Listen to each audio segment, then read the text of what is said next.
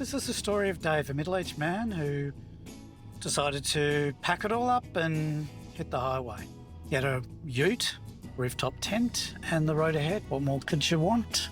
The only thing really holding Dave back up until this point was his aging cat Moochie, who'd recently just passed. Dave's best friend Jack had come in from the country to look after the place and water the plants while he was gone. The weather was nice, so they decided to go down the beach. Before Dave was to set off, Jack took a photo of Dave in front of his ute, and Dave posted it online, the caption, "Bon voyage."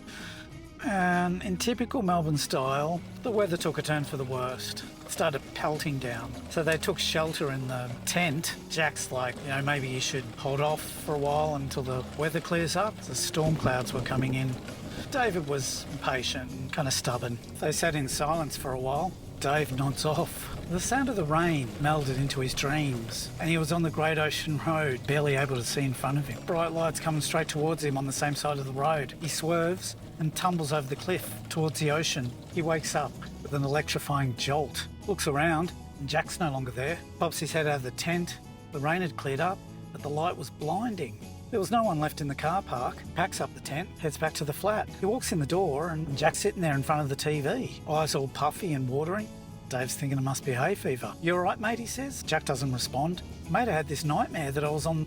The newsreader comes onto the TV set and says, "Great Ocean Road tragedy as driver loses control." And there's a picture of Dave standing in front of his ute. And then he hears the cat meowing.